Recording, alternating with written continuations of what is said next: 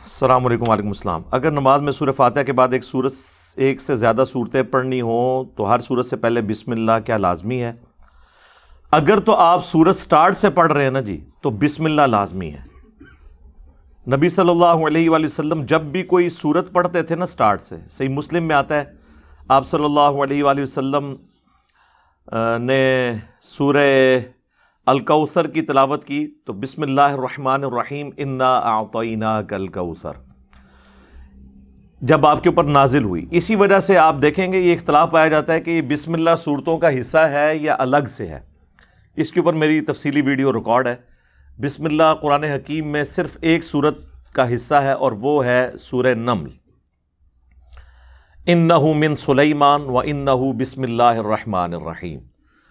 باقی سورۃ الفاتحہ کا حصہ بھی نہیں ہے، اگرچہ امام شافعی کا ہی موقف ہے، اہل حدیث بھی سورۃ الفاتحہ کا حصہ مانتے ہیں، اہل تشیع بھی، لیکن میں نے لاجیکلی یہ چیز ثابت کی تھی بخاری اور مسلم کی احادیث کی روشنی میں کہ بسم اللہ سورۃ الفاتحہ کا حصہ نہیں ہے، قرآن کا حصہ ضرور ہے۔ قرآن کی ہر سورت سے پہلے بسم اللہ ہے سوائے ایک سورت کے، اور وہ ہے سورہ التوبہ۔ 114 صورتیں ہیں قرآن میں، صورتوں سے پہلے 113 دفعہ آیا ہے بسم اللہ، اور جو 114 مرتبہ آنا تھا وہ سورۃ النمل میں آ گیا، انہ من سلیمان و انہ بسم اللہ الرحمن الرحیم۔ لہٰذا یہ 114 کی گنتی پوری ہو گئی۔ المستدرک للحاکم میں صحیح سند سے یہ حدیث ہے، سیدنا علی رضی اللہ تعالیٰ عنہ علیہ السلام سے پوچھا گیا کہ سورہ التوبہ سے پہلے بسم اللہ کیوں نہیں ہے، تو انہوں نے فرمایا کہ یہ تو اللہ تعالیٰ کی طرف سے ایک ننگی تلوار کی شکل میں صورت نازل ہوئی ہے۔ مشرکین عرب کے اوپر عذاب استیصال کا چونکہ اس میں ذکر تھا کہ 4 مہینے کا ٹائم ہے، یا تو جزیرہ نما عرب چھوڑ کے چلے جاؤ اگر اپنی زندگی کی ضمانت چاہتے ہو، یا پھر اسلام قبول کر لو، ورنہ جہاں پائے جاؤ گے وہاں پر قتل کیے جاؤ گے۔ یہی وہ آیت ہے جو اکثر ہندو بھی کافر بھی آؤٹ آف کانٹیکسٹ کوٹ کرتے ہیں کہ جی قرآن میں لکھا ہوا ہے کہ جہاں بھی کوئی کافر نظر آئے اسے قتل کر دو۔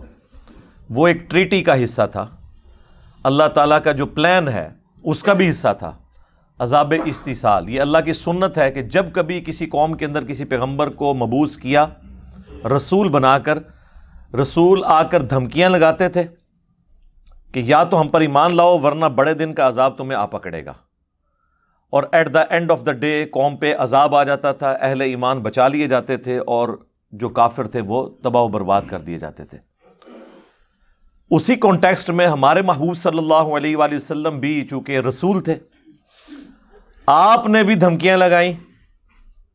یہ دھمکیاں پنجابی والی نہیں ہیں، یہ جو شریعت کے حکم ہے جسے دھمکی اللہ تعالیٰ کی طرف سے۔ وَأُوحِيَ إِلَيَّ هَذَا الْقُرْآنُ لِأُنذِرَكُم بِهِ وَمَن بَلَغَ۔ اے نبی تم فرماؤ یہ قرآن مجھے اللہ نے اس لیے وحی کیا تاکہ اس کے ذریعے میں تمہیں بھی ڈر سنا دوں، دھمکا دوں آخرت کے بارے میں کہ اللہ کے حضور تمہاری پیشی ہے، اور جس تک یہ کتاب پہنچ جائے۔ سورۃ الانعام کی آیت نمبر یہ 19 ہے۔ اب نبی علیہ السلام نے بھی ظاہر ایک دھمکی اس اعتبار سے لگا دی کہ یا مجھ پر ایمان لاؤ ادروائز پھر عذاب استیصال آئے گا۔ لیکن ہمارے نبی صلی اللہ علیہ وآلہ وسلم کے کیس میں یہ عذاب استیصال آسمان سے عذاب کی شکل میں، یا کسی غیبی چنگھاڑ کی شکل میں، یا سمندری طوفان میں غرق کرنے کی شکل میں نہیں آیا، بلکہ صحابہ اکرام کی تلواریں مسلط کر دی گئیں، اور یہی وجہ ہے کہ قتال اس امت کی خصوصیت ہے، اور اس کا ذکر بھی سورہ التوبہ کی آیت نمبر 14 میں موجود ہے کہ اللہ تعالیٰ مسلمانوں تمہاری تلواروں کے ذریعے ان پر عذاب نازل کرے گا۔ اور وہ عذاب کی قسطیں غزوہ بدر کی شکل میں، غزوہ خندق کی شکل میں ان پر آئیں، اور پھر الٹیمیٹلی مشرکین عرب پہ آخری جو عذاب آیا غزوہ حنین کی شکل میں جو فتح مکہ کے بعد ہوا، اور پھر اس کے یعنی فتح مکہ کے فوراً بعد یہ دھمکی آ گئی سورہ التوبہ میں کہ اب 4 مہینے کا ٹائم ہے، یا تو اسلام قبول کر لو یا یہ جزیرہ نما عرب چھوڑ کے چلے جاؤ ورنہ اللہ کا عذاب آئے گا۔ ظاہر ہے 23 سال کی پیچھے تبلیغ تھی، عذاب نہیں تھا آنا، عذاب کی شکل مختلف تھی۔ اور ہمارے نبی علیہ السلام کے کیس میں صرف عذاب کی شکل مختلف نہیں ہے بلکہ یہاں پر نبی علیہ السلام کا معجزہ بھی مختلف ہے، وہ ہے قرآن۔ انا نحن نزلنا الذکر وانا لہ لحافظون، اس الذکر یاد دہانی کو ہم نے نازل کیا، ہم اس کی حفاظت کرنے والے ہیں۔ اکثر لوگ پوچھتے ہیں کہ جی اگلی کتابیں بھی تو اللہ کی کتابیں تھیں، اللہ نے ان کی حفاظت کیوں نہیں کی؟ اس لیے کہ ان کتابوں کی حفاظت اگر نہیں ہوئی تو اللہ تعالیٰ نے اس کے ایکویلنٹ پیغمبر مبعوث کر دیے نئے۔ جیسے ہی کتاب ٹیمپر ہوئی، اب یہودیوں نے جب یہ بھلا دیا تورات کو، تو اللہ تعالیٰ نے عزیر علیہ السلام کے ذریعے دوبارہ سے انہوں نے اپنی یادداشت سے اسے مرتب کر لیا، چونکہ ختم نبوت ہو چکی ہے، اب قیامت تک کسی پیغمبر نے نہیں آنا۔ اگر یہ کتاب بھی ٹیمپر ہو جاتی تو پھر ظاہر ہے کہ پھر تو ہماری موجیں ہی موجیں تھی، پھر تو اللہ کے حضور اتنا بڑا بہانہ تھا کہ ہم تک تو دین پہنچا ہی نہیں ہے۔ یہ کتاب محفوظ ہونا ہمارا اعزاز بھی ہے، اور یہ ہمارے سر پہ لٹکتی ہوئی تلوار بھی ہے، کیونکہ اس کی وجہ سے ہم اکاؤنٹیبل ہو گئے۔ یہ خلیفۃ الرسول ہے دنیا پہ آخرت کے دن تک کے لیے، اس لیے اللہ نے اسے محفوظ کر دیا۔ اللہ چاہتا تو اگلی کتابوں کو بھی محفوظ کر سکتا تھا۔ تو ہمارے نبی علیہ السلام کے کیس میں معجزہ ہے کتاب، اگلے انبیاء کو اللہ نے معجزات دیے تھے، عصا کو اژدہا بنانے کا معجزہ موسیٰ علیہ السلام کا، مردوں کو زندہ کرنے کا معجزہ عیسیٰ علیہ السلام کا، صالح علیہ السلام کے لیے پہاڑ سے اونٹنی نکل آئی۔ یہ وہ سارے فزیکل فینومینا آف نیچر کو توڑنے والے حصی معجزات تھے۔ ہمارے نبی علیہ السلام کے کیس میں بھی ایسے معجزات رپورٹ ہوئے ہیں، لیکن وہ دعوے نبوت کے طور پہ نہیں ہوئے۔ صحابہ کرام کے ساتھ ہو گیا، جیسے بخاری مسلم میں حدیث ہے، صلح حدیبیہ کے موقع پر پانی جب ختم ہو گیا تو ایک پیالہ حضور کو پیش کیا گیا، پورے اس مجمع میں سے صرف ایک پیالہ نکلا، آپ نے اپنی مبارک انگلیاں اس میں داخل کیں۔ بخاری مسلم کے الفاظ ہیں، جابر بن عبداللہ کہتے ہیں کہ چشمے پھوٹ پڑے اسی پیالے میں سے، اور وہ تابعی پوچھتے ہیں کہ آپ لوگ کتنے تھے جنہوں نے استفادہ کیا؟ تو جابر بن عبداللہ نے کہا کہ ہم 1,00,000 بھی ہوتے نا تو وہ پانی زیادہ تھا جو ایک کٹورے سے نکل رہا تھا۔ البتہ ہم اس وقت 1500 تھے جنہوں نے پانی پیا، اپنے جانوروں کو پلایا، اور مستقبل کے لیے سفر کے لیے سٹور بھی کر لیا، تب بھی وہ پیالہ ختم نہیں ہوا۔ اب اگر آپ مجھ سے پوچھیں ٹیکنیکلی سپیکنگ، یہ معجزہ جو ہے نا وہ موسیٰ علیہ السلام کے اژدہا والے معجزے سے بھی بڑا ہے، کیونکہ موسیٰ علیہ السلام نے پتھر پہ لاٹھی ماری تھی، پتھر سے تو پانی نکل ہی آتا ہے، لیکن گوشت میں سے، ہڈیوں میں سے پانی کا نکلنا یہ بہت بڑا معجزہ ہے۔ لیکن یہ صحابہ کرام کے سامنے ہوا ہے۔ آپ علیہ السلام نے مشرکین عرب کو نہیں کہا کہ یہ دیکھو میرا معجزہ اور ایمان لے آؤ، وہ بےچارے چیختے ہی رہے، لیکن اللہ نے کہا کہ نہیں، اس نبی کا معجزہ قرآن ہے۔ سورۃ العنکبوت میں ہم نے وہ معجزہ دکھانا ہی نہیں ہے جو معجزہ کل کو آپ پھر ثابت بھی نہ کر سکیں۔ آج کوئی یہودی یا عیسائی اپنے پیغمبر کے معجزات کی ویڈیوز ہمیں دکھا سکتا ہے، ہم تو کہہ سکتے ہیں یہ جی معجزہ دیکھ لیں۔ اس زمانے میں شاعروں کو اس نے فیل کر دیا اس کتاب نے، آج اسے آپ لیٹسٹ سائنس کے اوپر پیش کریں، وہ سائنٹیفک ڈسکوریز جو 20ویں صدی عیسوی کے اندر آ کے ہوئی ہیں، تو قرآن حکیم کی کوئی ایک آیت بھی ایسی نہیں ہے جو اسٹیبلش سائنس کے خلاف ہو۔ اس ٹیسٹ سے بھی گزار لیں آپ اسے۔ تو یہ ایک زندہ معجزہ۔ بات کہاں سے شروع ہوئی تھی؟ بسم اللہ۔ دیکھو وہ کتنی مدنی باتیں میرے ذہن میں آ جاتی ہیں۔ تو بسم اللہ آپ نے پڑھنی ہے اگر آپ سورت سٹارٹ میں کر رہے ہیں۔ یہ وہ ساری باتیں جو میں نے کی پڑھے لکھے لوگوں کے لیے تھی۔ اب آپ کے لیے مسکین مسلمانوں کے لیے جو بات ہے، جی بسم اللہ پڑھیا کرو، جو تو سورت سٹارٹ کرو بسم اللہ پڑھ لو۔ اگر بیچ میں سے پڑھ رہے ہیں پھر بسم اللہ پڑھنے کی ضرورت نہیں ہے۔ البتہ بسم اللہ کسی سورت کا حصہ نہیں سوائے سورہ نمل کا، لیکن قرآن کا حصہ ہے۔ اب یہ جو بحث ہے نا امام شافعی کی اور امام حنیفہ کی، جس میں میرا موقف امام حنیفہ رحمہ اللہ کے ساتھ ہے، یہ میں نے بخاری مسلم سے ثابت کیا ہے۔ صحیح بخاری میں حدیث ہے، ایک صحابی کہتے ہیں میں نماز پڑھ رہا تھا تو اللہ کے محبوب صلی اللہ علیہ وآلہ وسلم نے مجھے بلایا، تو میں نماز مکمل کر کے گیا۔ تو آپ علیہ السلام فرمایا جب میں نے تمہیں بلایا تھا تو تم اتنی دیر سے کیوں آئے ہو؟ تو انہوں نے کہا یا رسول اللہ میں نماز پڑھ رہا تھا۔ تو آپ نے فرمایا کیا تم نے اللہ کا یہ حکم نہیں سنا؟ سورہ النور کے اندر آیا ہے، سورۃ الانفال کے اندر آیا ہے کہ جب اللہ اور اس کا رسول تمہیں بلائیں تو فوراً حاضر ہو جاؤ۔ تو اس حدیث کے تحت اجماع ہے اس بات پہ کہ اگر اللہ کے نبی علیہ السلام کسی کو نماز کے دوران بھی بلا لیں تو وہ وہیں پر نماز چھوڑ کر نبی علیہ السلام کی بات سنے گا اور پھر واپسی پہ وہیں سے نماز شروع کرے گا. یہ پروٹوکول صرف نبی علیہ السلام کا ہے. باقی یہ جو مشہور ہے نا کہ وہ ماں آواز دے فلاں آواز دے، فرض نماز تو آپ توڑیں گے نہیں جب تک کوئی خطرے کی صورتحال نہ ہو. خطرہ ہو تو بے شک بیوی آواز دے، بے شک آپ کا دشمن آواز دے، توڑ دیں نماز، لیکن نماز پھر دوبارہ سے سٹارٹ کرنی ہوگی. وہ اکثر جو ہے نا وہ انڈیا پاکستان میں تو ماں باپ کو دیوتا بنا کے پیش کیا گیا، اسی لیے لکھا ہوتا ہے ماں کی دعا سے، ھذا من فضل ربی، بہت کم جگہ لکھا ہوتا ہے. ماں باپ کی دعا، نگاہ مرشد، اللہ نہیں ہے باقی سب بہن ہے. تو انہوں نے کہا یا رسول اللہ میں نماز پڑھ رہا تھا، آپ نے بھی جب یہ فرمایا، پھر اب ظاہر ہے جب کسی کو یہ بات کی جائے تو اس کو تو فوراً گلٹ فیل ہوتا ہے نا. پھر اللہ کے نبی علیہ السلام فرمایا کہ میں نا تمہیں مسجد سے نکلنے سے پہلے پہلے نا قرآن کی سب سے جو اعظم ترین صورت ہے نا وہ سکھاؤں گا. پھر نبی علیہ السلام جب مسجد سے نکلنے لگے تو انہوں نے آ کے حضور کا ہاتھ پکڑ لیا. ان کا یا رسول اللہ اپنا وعدہ پورا کریں، جو آپ نے مجھے ایک سمجھ لیں وہ لوگوں کو خوش کرنے کے لیے وہ تھوڑی سی کوئی ٹافی دی جاتی ہے نا، تو حضور نے ان کو کہا کہ ٹھیک ہے اب پھر میں تمہیں نا ایک گفٹ دوں گا. تو آپ نے فرمایا قرآن کی سب سے اعظم صورت ہے الحمدللہ رب العالمین. اگر یہ بسم اللہ سے شروع ہوتی ہے تو نبی علیہ السلام کہتے ہیں بسم اللہ الرحمن الرحیم الحمدللہ رب العالمین. دوسرا ثبوت صحیح مسلم کی وہ حدیث ہے جو اکثر آپ نے سنی ہوگی کہ حضرت ابو ہریرہ رضی اللہ تعالیٰ عنہ نے روایت کیا ہے کہ حدیث قدسی ہے کہ میں نے نماز اپنے اور اپنے بندے کے درمیان برابر تقسیم کر لی ہے. جب میرا بندہ کہتا ہے الحمدللہ رب العالمین تو میں کہتا ہوں میرے بندے نے میری حمد کی. جب وہ کہتا ہے الرحمن الرحیم تو میں کہتا ہوں کہ میرے بندے نے میری تعریف و توصیف کی. اور جب وہ کہتا ہے مالک یوم الدین تو میں کہتا ہوں میرے بندے نے میری بزرگی کا اعتراف کر لیا. 3 آیتیں ہوگی. اور جب وہ کہتا ہے ایاک نعبد و ایاک نستعین تو یہ میرے اور میرے بندے کے درمیان کامن بانڈ ہے، پس میرے بندے نے جو مجھ سے مانگا میں نے اسے دیا. اور جب وہ کہتا ہے اہدنا الصراط المستقیم صراط الذین انعمت علیہم غیر المغضوب علیہم ولا الضالین آمین، تو میرا بندہ جو مجھ سے مانگتا ہے میں اسے عطا کر دیتا ہوں. اس میں نبی علیہ السلام نے ایک تو سورہ فاتحہ کی 7 آیات کلیئر کر دی، ان کی پھر آگے سب ڈویژن بتائی. 3 اس طرف ہیں الحمدللہ، جو فرمایا تھا نا کہ آدھی میرے لیے اور آدھی میرے بندے کے لیے. اللہ کے لیے کون سی ہے؟ اس کی تعریف الحمدللہ رب العالمین الرحمن الرحیم مالک یوم الدین.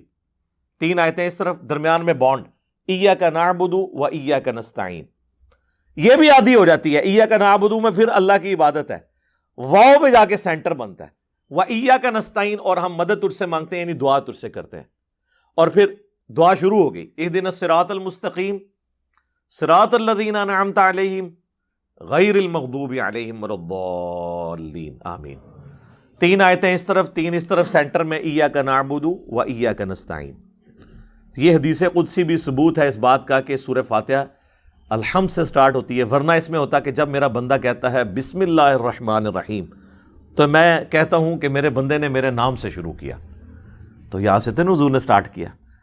آپ نے فرمایا اللہ فرماتا ہے جب میرا بندہ کہتا ہے الحمدللہ رب العالمین. تو یہ اس بات کا ثبوت ہے کہ سورۃ الفاتحہ کا حصہ بسم اللہ نہیں ہے. لیکن چونکہ ہر سورت کے آغاز میں بسم اللہ پڑھنا سنت ہے، لہذا نماز میں جب بھی آپ پڑھیں گے سورہ فاتحہ تو بسم اللہ کے بغیر نہیں پڑھیں گے، کیونکہ سورہ فاتحہ سٹارٹ سے سٹارٹ ہو رہی ہوتی ہے. سورہ اخلاص پڑھیں گے بسم اللہ سے پڑھیں گے. اب سورۃ الحشر کی آخری 3 آیات کوئی پڑھ رہا ہے هو اللہ الذی لا الہ الا هو، تو وہاں پہ کوئی ضرورت نہیں بسم اللہ پڑھنے کی، اس لیے کہ آپ سٹارٹ سے سٹارٹ نہیں کر رہے، بیچ میں سے سٹارٹ کر رہے ہیں. آپ کو کہ جی قرآن کے سٹارٹ کا پروٹوکول ہے بسم اللہ، تو قرآن کے سٹارٹ کا پروٹوکول بسم اللہ نہیں ہے، اعوذ باللہ ہے. ہاں آپ نے بھی نوٹ کیا ہوگا کئی بار میں جب قرآن کی تلاوت کرتا ہوں تو صرف پڑھتا ہوں اعوذ باللہ من الشیطان الرجیم اور آگے آیت پڑھ دیتا ہوں. اب کئی لوگوں نے نیچے کامنٹس کیے ہوتے ہیں جی علی بھائی نے بسم اللہ نہیں پڑھی. بھائی اللہ تعالیٰ نے قرآن حکیم میں سورۃ النحل میں حکم فرمایا ہے کہ جب کبھی بھی تم قرآن کی قرات کرنے لگو تو شیطان مردود کے اگینسٹ اللہ کی پناہ طلب کر لیا کرو. فاستعذ باللہ من الشیطان الرجیم. تو قرآن نے حکم دیا ہے کہ قرآن پڑھنے سے پہلے بھی اللہ کی پناہ طلب کرنی ہے شیطان مردود کے اگینسٹ. کیوں؟ اگر ایسا نہیں ہوگا تو آپ قرآن ہدایت کے لیے نہیں پڑھ رہے ہوں گے، بلکہ قرآن پڑھ کے اپنا لقمہ قرآن کے منہ میں داخل کر کے اپنے فرقے کی حفاظت کی کوشش کر رہے ہوں گے. ورنہ مجھے بتائیں، اس امت کی مت ماری ہوئی تھی کہ ایاک نعبد و ایاک نستعین کے ہوتے ہوئے یا علی مدد آ جاتا، یا شیخ عبد القادر جیلانی مدد آ جاتا. یہ شیطان گھسا ہے نا، قرآن میں نہیں، ان کے دماغ میں اتنے صفحے کالے کیے ہوئے ثابت کرنے کے لیے. اس لیے کہا گیا قرآن سے پہلے بھی آپ نے اعوذ باللہ من الشیطان الرجیم پڑھنا ہے، تاکہ یہ نہ ہو کہ قرآن آپ اس لیے قرآن کو اپنا امام بنائیں، نہ کہ قرآن کے امام خود بننے کی کوشش کریں. یہ بھی ہوتا ہے نا، لوگ قرآن کا امام بننے کی کوشش کرتے ہیں اور اسی کے لیے آپ کو پھر پٹیاں پڑھاتے ہیں. ڈائریکٹ قرآن نہیں پڑھنا، یعنی یہ کہہ رہے ہوتے ہیں کہ شیطان کے بغیر قرآن نہیں پڑھنا آپ نے. شیطان شریف یعنی مولانا شریف کو بیچ میں داخل کرنا ہے. ظاہر ہے تو تفسیر میں شیطان شریف ہی ہوتا ہے نا ان کا. جب مولانا اس کے بالکل اپوزٹ تشریح کر رہا ہے تو وہ کیا کر رہا ہے؟ یعنی قرآن حکیم کو ٹیمپر کر رہا ہے. مجھے ڈاکٹر سار صاحب کی بات کے ساتھ 100% اتفاق ہے کہ اللہ تعالیٰ نے قرآن کی صرف ٹیکسٹ کی گارنٹی لی تھی کہ یہ تبدیل نہیں ہوگا، ورنہ تحریف اس کتاب میں بھی علماء نے کی ہے. یہ ہو نہیں سکتا تھا کہ اگلی امتوں کی خرابیاں اس امت میں ٹرانسفر نہ ہوتی. وہ تو بخاری مسلم میں حدیث ہے، تم بھی اگلے لوگوں کے پیچھے چل پڑو گے قدم با قدم بالشت بر بالشت، حتیٰ کہ ان میں سے کوئی گوہ کے سوراخ میں داخل ہوا تو تم بھی وہی کام کرو گے. صحابہ کرام نے پوچھا یہ اگلے لوگوں سے مراد کیا یہود و نصارہ ہیں؟ آپ نے فرمایا اگر وہ نہیں تو اور کون مراد ہے؟ وہی خرابیاں. اتخذوا احبارهم ورهبانهم اربابا من دون اللہ. یہود و نصارہ نے اپنے علماء کو اور اپنے صوفیوں اور جوگیوں کو اپنا رب مان لیا تھا اللہ کے مقابلے پر. تو یہاں پہ نہیں مانا ہوا. وہ کوئی غلط حکم بتاتے ہیں، یہ اس کو غلط مان لیتے ہیں. صحیح بات کو وہ غلط کہہ دیں، یہ کہتے ہیں جی بزرگوں نے فرما دیا، اور غلط بات کو وہ صحیح کہہ دیں، وہ کہتے ہیں حضرت صاحب نے فرما دیا. اس کانٹیکسٹ میں ایک روایت بھی ہے جامع ترمذی میں اور مسند احمد میں، اس کی صحت میں اختلاف ہے لیکن وہ اس کو سپورٹیو ہے اس حوالے سے کہ عدی ابن حاتم کہتے ہیں کہ یا رسول اللہ، قرآن میں جو آیت ہے سورہ توبہ کی آیت نمبر 31، اتخذوا احبارهم ورهبانهم اربابا من دون اللہ، یہود و نصارہ نے اپنے مولویوں کو اور اپنے صوفیاء کو اور رہبان کو احبار کو رب مان لیا ہوا تھا اللہ کے مقابلے پر. تو ہم نے تو کبھی ایسا کام کیا ہی نہیں ہے. تو آپ نے فرمایا یہ بتاؤ کہ کیا تم اپنے علماء اور بزرگان دین کے کہنے کے اوپر اللہ کی حرام کردہ چیزوں کو حلال اور حلال کردہ چیزوں کو حرام نہیں مان لیا کرتے تھے؟ ان کا یا رسول اللہ ایسے ہی تھا. تو فرمایا یہی تو ان کو رب ماننا ہے. رب ماننا صرف یہ نہیں ہے کہ عبادت، یعنی مرضی بھی ان کی چلنی شروع ہو جائے، یعنی ٹوٹل اوبیڈینس کا نام جو ہے نا وہ ہے عبادت. عبادت صرف اللہ کی ہوگی.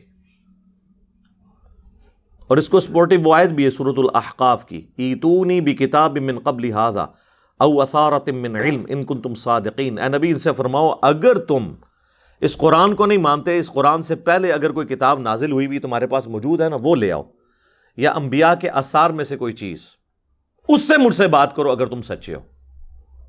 لیکن بات کرنی ہے علمی کتابی. ایتونی بکتاب من قبل ھذا او اثارۃ من علم. اسی سے تو میں نے علمی کتابی لفظ کو ڈیڈکٹ کیا تھا. کہتے ہیں نہیں خالی مسلم، جی خالی مسلم ہی ہے. علمی کتابی اس کی توصیف بیان ہو رہی ہے کہ مسلم وہ، جیسے ہم ہیں مسلم صحابہ اور اہل بیت والے، ٹھیک ہے، ہم ہیں مسلم اللہ اور اس کے رسول والے، ہم ہیں مسلم قرآن اور سنت والے، ہم ہیں مسلم قرآن اور اہل بیت والے. اس ساری چیز کو ہم نے جمع کر دیا، ہم ہیں مسلم علمی کتابی. یہ نہیں ہے کہ یہ کوئی اس کے ساتھ جڑا ہوا ہے مسلم علمی کتابی، یہ اس کی توصیف بیان ہوئی ہے. ایتونی بکتاب من قبل ھذا او اثارۃ من علم. اور یہ آیت اس بات کا ثبوت ہے کہ صرف قرآن نازل یا اگلی کتابیں نازل نہیں ہوئی ہیں، انبیاء کے آثار اور سنت بھی نازل کی ہے. اور قرآن میں یہ موجود ہے کہ یا تو انبیاء کے آثار لے کر آؤ یا کتابیں لے کے آؤ. لہٰذا جو سنت کو نہ مانے وہ گمراہ نہیں ہے، وہ کافر ہے. ذہن میں رکھیے گا. قرآن اور سنت دو سورسز ہیں، دونوں اللہ کی طرف سے نازل ہوئے ہیں۔ ہاں کسی حدیث کے اوپر کسی کو اختلاف ہو سکتا ہے، اس کو ہم کافر نہیں کہتے، جو کہتا ہے جی میں اس حدیث کو نہیں مانتا یا اس کی روایت صحیح نہیں ہے سند، وہ آپ اختلاف کر سکتے ہیں، لیکن ایز اے سورس اگر کوئی کہ جی صرف قرآن ہے سنت نہیں ہے تو وہ کافر ہے۔ میرے علم میں تو ایسے لوگ دنیا میں نہ ہونے کے برابر ہیں۔